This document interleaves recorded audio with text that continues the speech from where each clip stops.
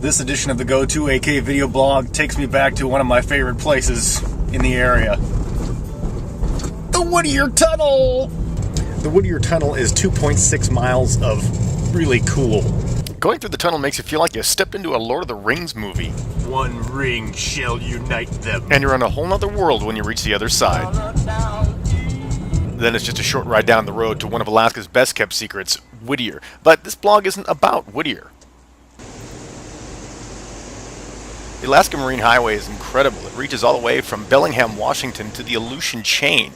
And you can walk on, take your car on, or if your mode of transportation is a little bit bigger, back your truck on.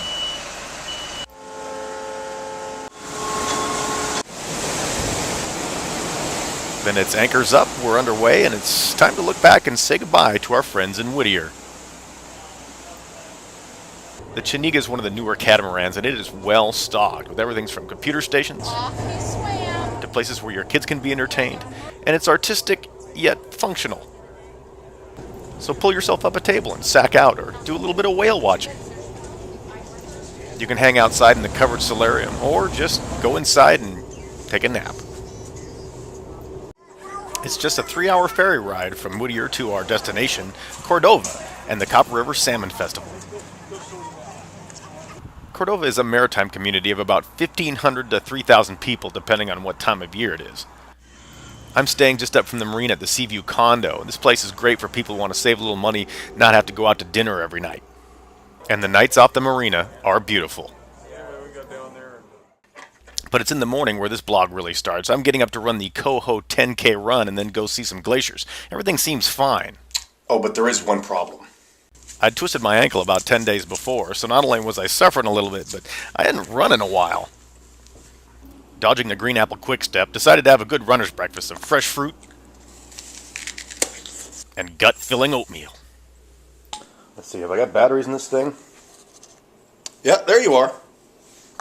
Though I'm heading down to do the 10K, there's a wide variety of things to do, from a 1-mile walk, a 5K, a half marathon, and even a full marathon. And though I'm a decent runner, already I'm feeling a little intimidated. That fish has got better shoes than I do. Well, I'm all signed up, the bib is on, and now it's time to make an assessment. Yeah, probably not. Anticipation and high notes are in the air.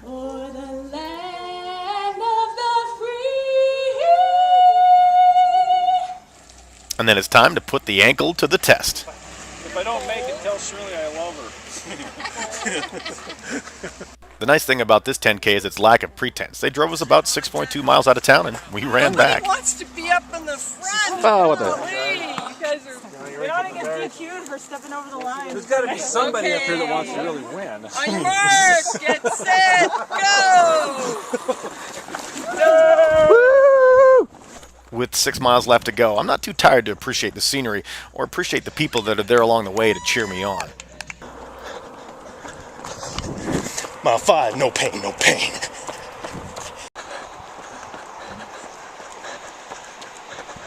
I think these might be the leaders up here. Ankle not hurting. I'm tired. 4 more miles to run and I have only just begun. Can you believe that? I don't. Wave to the camera. YouTube, here we come. Woo! Okay, I just figured out I'm at least number 4, but when you got views like this, who cares? Much like life, it's more about enjoying the race than winning it. The miles left are 2, so I'm switching to Foo Fighters. Your iPod choices are critical. Oh, bittersweet sorrow. Just found another pack of about 4 or 5 people ahead of me. No placing for me.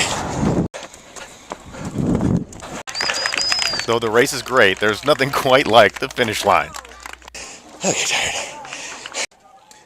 Alright, well I came in, I don't know, top 7 or something like that, but the good thing was I finished with some guys that are in their mid-20s in the Coast Guard. Me, meteorologist, 40s. Here's to the Coast Guard. And here's to those who are heroes just by stepping out on the course. Best thing after a 10K race is to refuel your body with something nutritious like corn dogs. After running through nature, there's nothing quite like a road trip to bring you back to nature.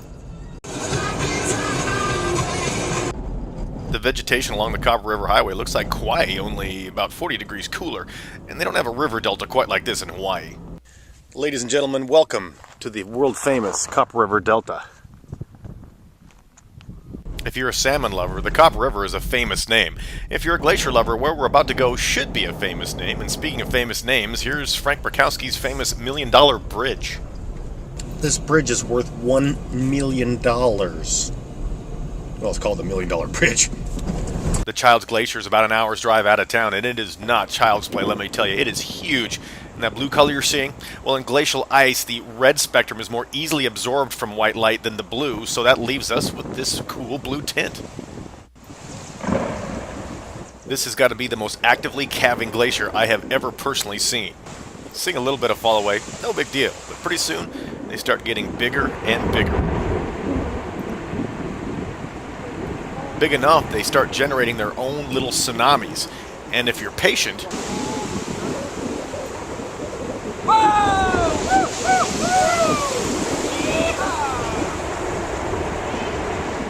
this was the second time in less than 45 minutes I'd seen a chunk this big fall off, and it was incredible.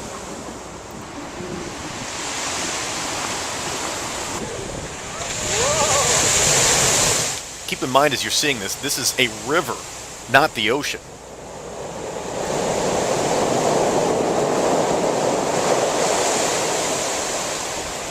Time for a profound statement before heading back. Patience is a virtue. Let's go. I love watching glaciers calve, but you know, when you're in the Copper River Delta and there's a salmon bake, you know what that means? Let me guess, Copper River salmon? Yeah, I thought so. As I head up Ski Hill, I'm wondering, well, why do they call it Ski Hill?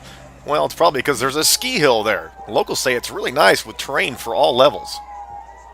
The Copper River Salmon Festival features arts, crafts, music, and people kicking it old school. Even locally made beers are served old school too. The crowd is amped and they're ready for a salmon jam. From old school folk to old school square dancing to old school native performance to the old time favorite boy eats pizza and this dog ain't no dummy.